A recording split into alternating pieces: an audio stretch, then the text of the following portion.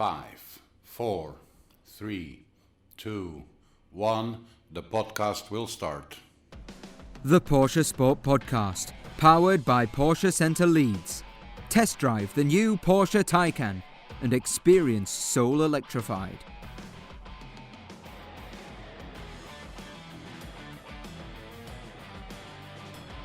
Porsche Mobile One Super Cup, Formula E, the IMSA WeatherTech Sports Car Championship, 24-hour series, Porsche Carrera Cup, Endurance Motorsports, British GT, Porsche Club Great Britain, Sim Racing. The Porsche Sport Podcast. Hello and welcome to a very special episode of the Porsche Sport Podcast, because today, at last, I'm not outnumbered anymore. I have a fellow Scot joining me on the show today, Duncan Vincent from Knockhill Racing Circuit and also World Endurance Championship pit lane reporter. Duncan, just back from Bahrain. How are you feeling, sir? Thank you very much, Pete. It's good to boost your numbers here on the Scottish side of things, north of the border. Very good, thanks.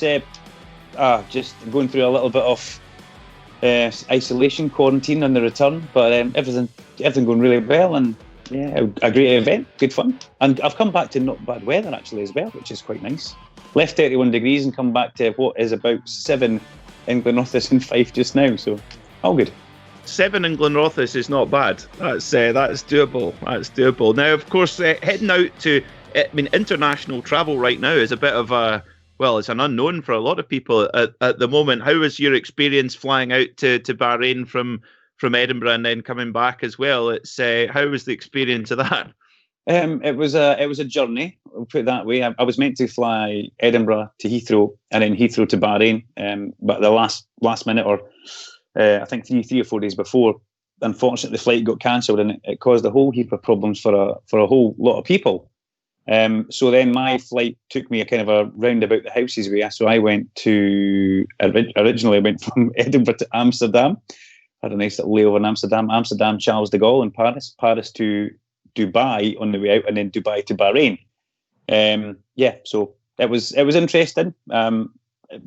Airport's very quiet, eerily quiet, very clean.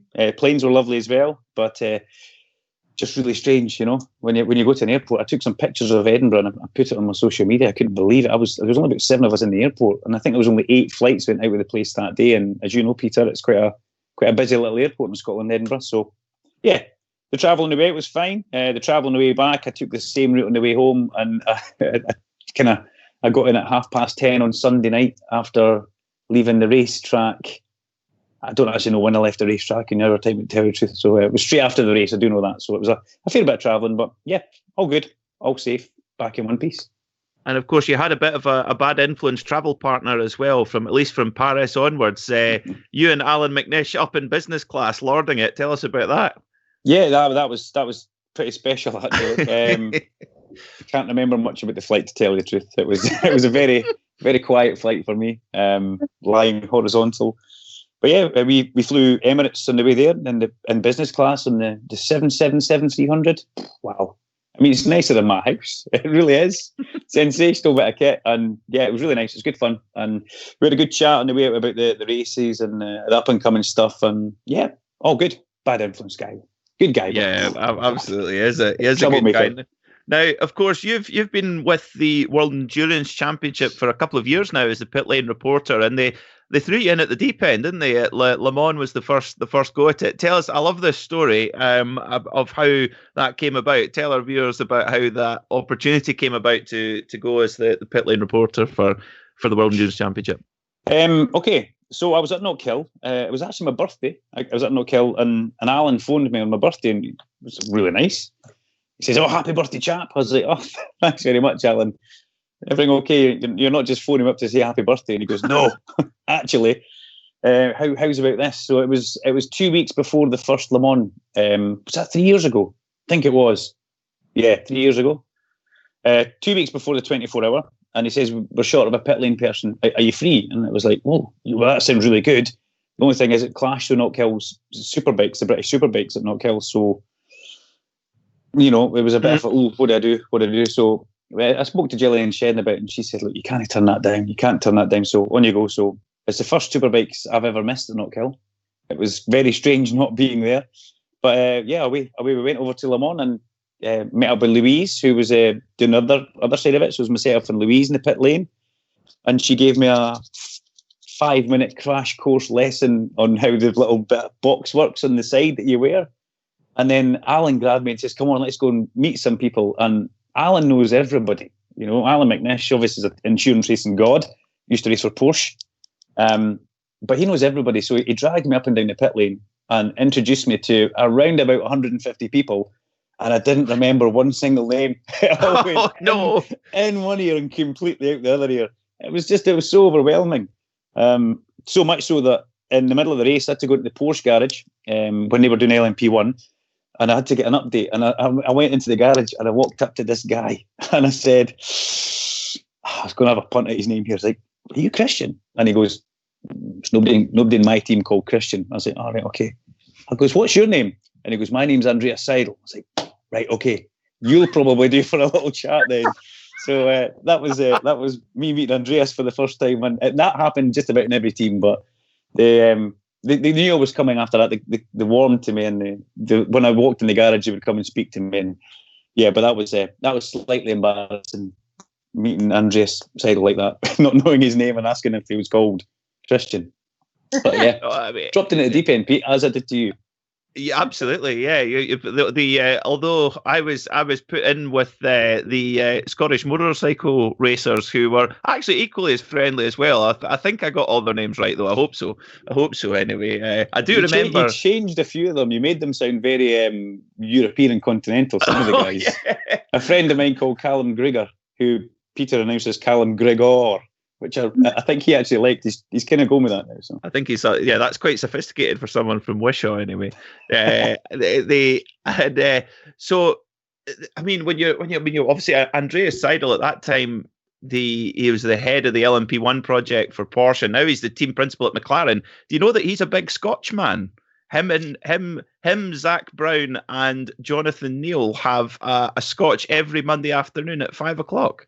Same as you and me. Yes. I do. I heard him say that actually. Or was it Zach Brown that was saying that? I can't remember. Did they not sit in that glass room at yes. McLaren and have a wee... Did you not sort them out with some whiskey though? I did, yes. Yeah. You're good at whiskey, Pete. I do like you for that. You know, I like you for other things, but the whiskey thing is... Yeah, I just get used. That's what it is. Now, I know that it was quite a strange year at Knockhill this year with the touring cars, no fans there, etc. But we had the Porsche Carrera Cup up as well. You were doing the commentary. Now, Kat, I know you've got a few things you want to ask about the class of the field and what Duncan saw when they were up. I suppose I probably already know the answer to this, but yeah, what would you say the class of the field? I mean, obviously commentating there, and who stuck out, I suppose. It's a difficult one, that, isn't it? It's difficult. Team Parker for a start. Okay, Team Parker and Harry King. The guys, I'm a big Harry King fan. I'm very impressed with how he drove. You know, people say you can't overtake in a Porsche at Knockhill, and I think in the last race, was it, he started 10th, and I felt so sorry for the guy who was chasing down. I can't for the life of me remember his name now. Webster.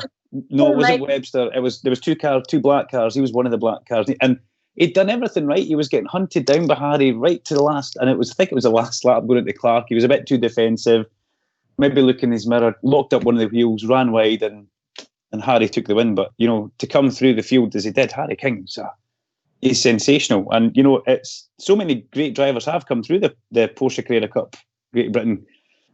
Dan Camish, Dan Camish, Oliphant's been there if I'm not mistaken. Did Rob? I can't remember. I'm going to start saying names that don't come. Tim Harvey, he made himself good in that, didn't he? Rory did well. Rory Butcher did races, very well. Josh Webster, Files I think was there at one time. I'm probably missing somebody that's really, really impressive, but just he's a star, and he's in with a good team as well. The Parker Racing guys, who are managed and run by Barry Horn, I believe, who's another good Scotsman. Yeah, a good friend of mine as well. Barry, Barry's a good racer himself. He can really pedal a car in his own right. So having a team manager like that.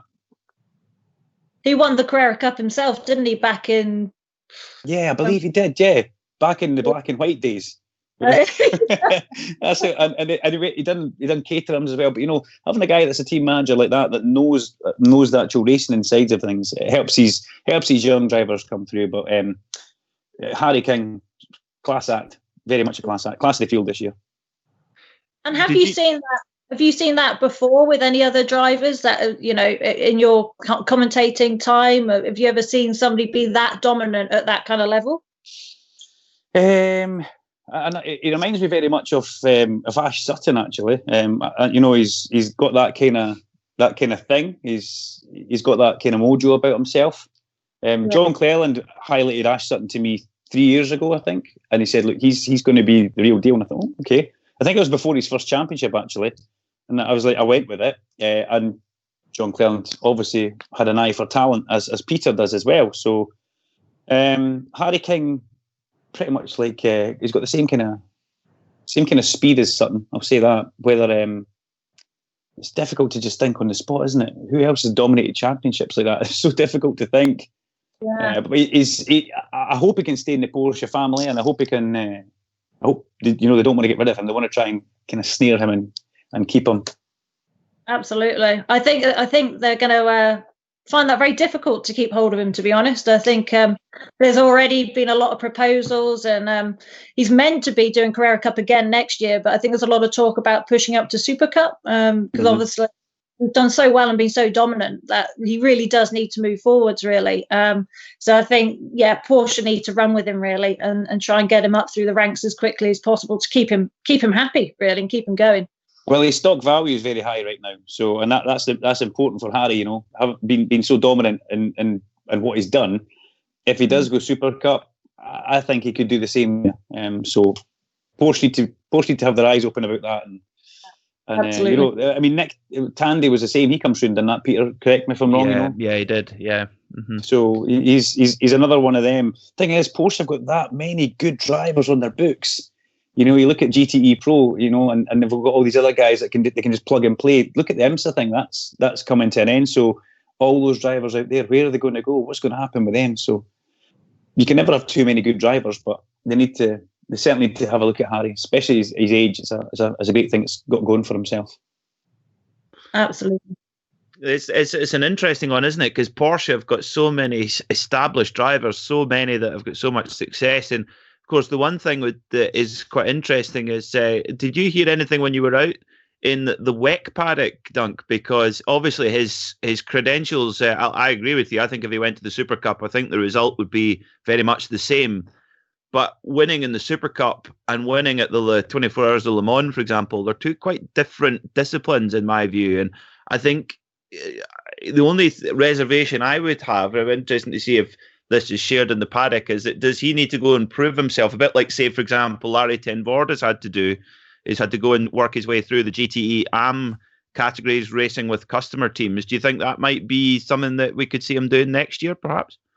It depends what Harry wants to do, I suppose. If he wants to go GT racing, it would be a good way to start. There's lots of good Porsche teams in the WEC paddock, and ELMS as well. There's a whole. For him just now, there's a whole good list of options of where he can go and what he wants to do. So he needs to decide. I know that Larry Ten Voorde, he's going to go back and do the Super Cup again, if I'm not mistaken. He's been talking about going to do that. So I'd love to see him and Harry racing. I think that would be really good. But if Harry wanted to go and do endurance racing, I think he would be a guy that you could just slot in a car and be fine. In the WEC paddock there, we saw Colin Noble Jr., young Colin Noble from Scotland, having his first run out in a Red River Sport Ferrari. Shouldn't have mentioned that, maybe the red car, but he was out there for his first time, and team boss Johnny Molan very happy with how young Colin got on. And he's come from the LMP3 thing, which is a completely different car to a GTE AM Ferrari, but he done really well. So it's just about these guys. They've got to kind of prove themselves a little bit, yes, but they've got to be quick when they do it as well. So Harry, as we know, is quick, and he could prove himself easily.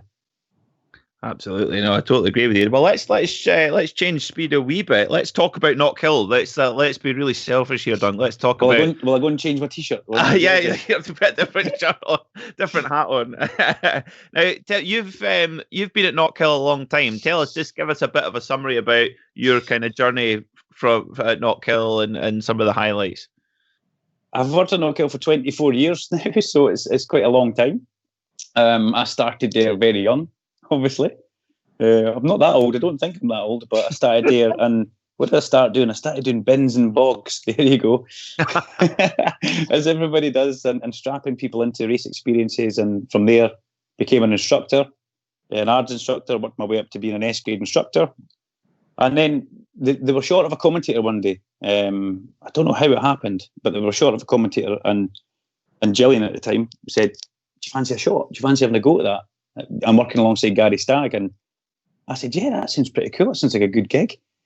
And I think that was about 18 years ago, and it's just rolled on ever since. And it's great fun. It's been a great education. It's been a great apprenticeship as well. It's a long thing, and you always learn in commentary. You know, you've got to kind of hone your own style, and I enjoy it. And I still think that it's like doing a hobby. So I don't feel like I actually work, if you know what I mean. It's just great. It's great, you know. Who knows where it'll go? But it's going pretty well just now. And of course, you've got quite a bit of racing experience, particularly in the Scottish Legends, and you can't watch when that's going on, can you? If you're not in the car. No, I've raced since I was 12 years old, either in karts, and then when I got big enough, or when I got old enough, I moved into cars. Fiestas, saloon cars, Formula Fords, Radicals, raced motorbikes as well. So, I mean, I really haven't raced this year, and I've really missed it. Really, really missed it. So, what I've been racing recently is the Scottish Legend cars.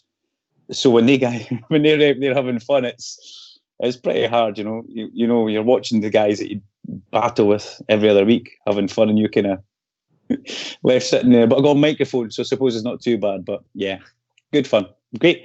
Racing's great fun, you know. It's the business. It's the best. So why haven't you raced this year? Is that because of the commentary or COVID or? Because of I ended up the job role I'm in just now is I'm organising race meetings and being a championship coordinator. So the race meetings that the Legends have raced at, I have been the organiser of the race meeting. So it's I just not got enough time. Don't have enough space in the timetable for me to try and take one hat off and get suited up and get a helmet on and away I go. Normally, it's fine. I'm part of the commentary team, and I'll put my microphone down and I'll quickly get dressed in a race suit and I'll go and race, and I'll come back and I'll quickly go back into commentator mode. So just this year, it's been a time thing, and it's been pretty hard. But you know, 2021, I'm pretty sure I'll zip that race suit back up and have a go. Is that your first season not in a car then this year? Since you were 12, or? No, because I had a back problem, so I missed 2 years because I herniated or slipped two discs at the bottom of my back, so I couldn't get in a race car. I could barely get a road car. I could barely put my socks on, never mind anything else. So yeah. Apart from that small break.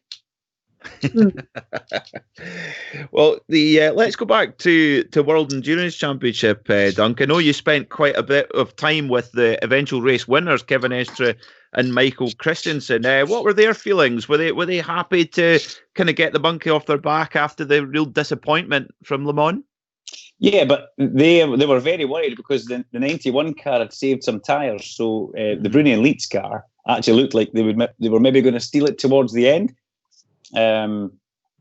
They never got there though, so it's tense in that garage at the best of times. You walk in, you know, you got two proper race teams on either side of the garage. Alex Stielig, who's the guy in charge, plugged in, overseeing everything, and they're very nice. You know, they're very serious. They're very I don't want to say German, that's wrong, but they're ultra professional. That's the word I need to say. Ultra professional. But whenever you go in the garage, the drivers are happy to speak with you. But now remind me what happened. The 92 car actually lost pole position because of a track limit thing, didn't it? And then the Aston was on pole, but then that got changed overnight. The kind of same thing that happened to them at Spa, if I'm not mistaken. You know, Estre and Christensen lost the pole position there, on a track limit thing, but then overnight got reinstated back in. They were up for the race, I could tell you that. They were definitely up for that race, but there was a few bottom twitching moments towards the end of it when they realised that the 91 car had more tyres. Although I was doing a live interview with, I think it was Kevin, when they were watching the monitors, and the 97 Aston was having to have its brakes changed as well. So Aston had a disaster with brakes. All 4 Aston Martins that were there to have a brake change, which effectively cost TF Sport the AM championship. But yeah, can't remember the question now, Peter. I just kind of rambled a big long sentence there. I'm sorry. I think I've forgotten it as well. I was just mesmerised by your chat. Yes, that's it. Were they happy to get over the disappointment of Le Mans? Was there any mention of Le Mans? Because Porsche had an absolute disaster. No mention of Le Mans whatsoever. I never spoke to them about Le Mans, and they never mentioned it. As you saw, you probably saw the highlights of the WEC. Maybe you saw the podium. They had Barbara Frings on the podium because she's leaving the WEC program and she's going to stay back at base doing something else. So there was a lot of celebrations in the team as well. There was quite a few people actually leaving the team to do different programs. But they must have ordered in about 50 Papa John's pizzas towards the end of the race. There were pizzas stacked up as high as you could see. And I just happened to walk in as they got delivered. I was like, wow. And she's like, help yourself. I was like, well, I can't. She was come back after the race. But yeah, I never mentioned Le Mans, Peter. I didn't want to get a pizza rubbed in my face, you know. No. A bit like this is something when obviously Duncan couldn't go to Le Mans this year, and Duncan got stuck with me and Graham Bedell commentating on the Scottish Motorbike Championship, and I suggested trying to cheer Duncan up that he wasn't in Le Mans. And I said, I'll bring croissants for the commentary box, thinking that was a nice thing to say. And well, I won't repeat the exact translation, but Duncan says, I'll chuck it at you. Yeah. And then it tailed off after that. Yeah. But Peter Mackay warm croissant in the commentary box at Knockhill. You're all right. Thanks, pal. Now, speaking of you're talking about guys going off to different programs. What's the score for next season then? What were some of the what's the word on the beat in the WEC paddock? Well, there wasn't too much talk about it, to tell you the truth. There was one thing I do know. I think that I don't know if it's common knowledge. I don't know if I can say it actually. I just maybe not. There might be a change of TF Sport in the direction of where TF Sport go. Mm-hmm. They were definitely talked about in the paddock when I was there.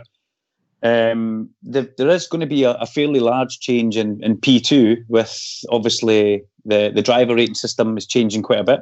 The introduction of hypercars, so P2 cars will probably they'll get slowed down just a little bit, but you can't slow them down that much, otherwise they then struggle to deal with the GT cars. So because you don't want to slow everything down, but there's so much chat going on, Pete, but I don't want to be the guy who's chatting, talking about it. It's maybe not the best thing to do. I would like a GDO Perfetti to stay on with Project One in the Mentos Porsche, but what I would like him to do is have half of it mint and another half fruit.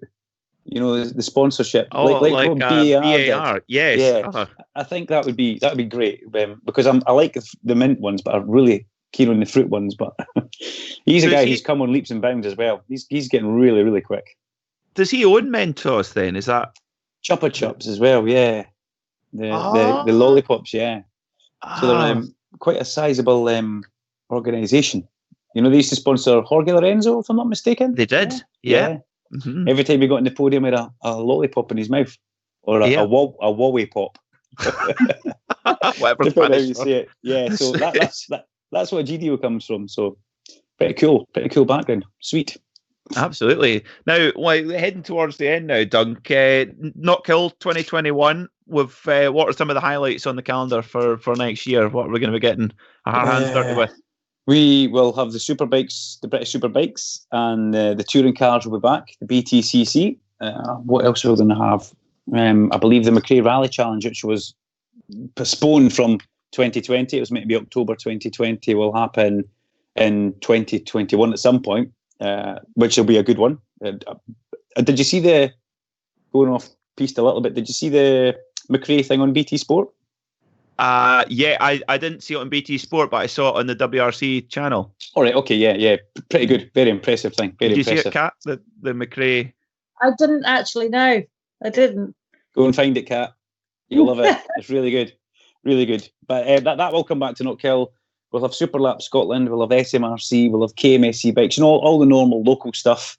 It just won't be jammed into 4 months of the year as it was this year. It was insane how we managed to get so much stuff through this year. But highlights, obviously, touring cars. I know you're a massive touring car fan, Pete. Rory Butcher fan as well, and an Ash Sutton fan. The guys will be back in town. I'm a bike fan, as you are. I look forward to seeing where Rory Skinner slots in. He's a good friend of ours. So yeah, 2021 will be a good year at Knockhill, and hopefully at some point we get spectators back in, because that was the strange thing at the touring cars this year. Commentating on races, you're focusing on what's happening on the track, but as soon as the race ends, you're looking around and it's just like the Friday test day. There's nobody there, and it's a shame for the drivers. It's a shame for the fans. So let's look at getting some spectators back in 2021.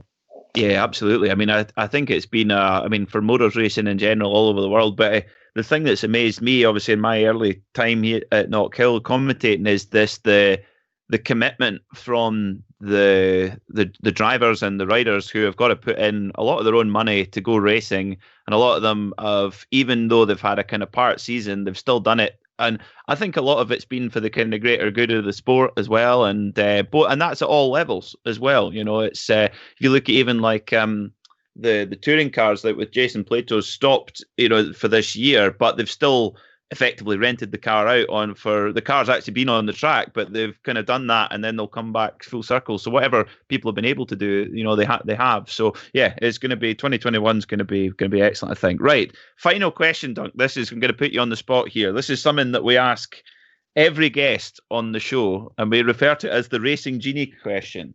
So I'm granting you a wish, and you can choose any racing history in any car and with any teammate. And we've had some pretty eclectic answers. Larry Ten Vord last week, he said Monaco, Ayrton Senna in a Carrera Cup car, for example. Cool. But there have been a load of other examples as well. So what would you pick? Racetrack. Where would I like to race? Nürburgring, I think. The big long one, the Nordschleife. Yeah. Nordschleife and something safe. I would like to have a shot at the current WEC Porsche. The 91 or the 92 car would be pretty cool. Oh. And if I had a teammate, can I have one or two teammates? Go for it. Go two. Why not?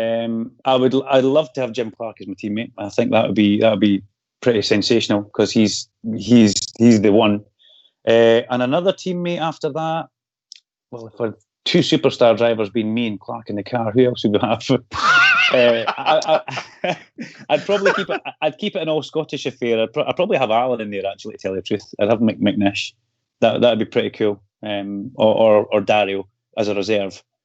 And round the Nordschleife and one of those proper. Or would I go in the 962 car? That would be pretty cool, wouldn't it? The Rothmans 962 car. Maybe not safe, yeah. The Beloff car round in the big long Nürburgring with those guys. That'd be cool.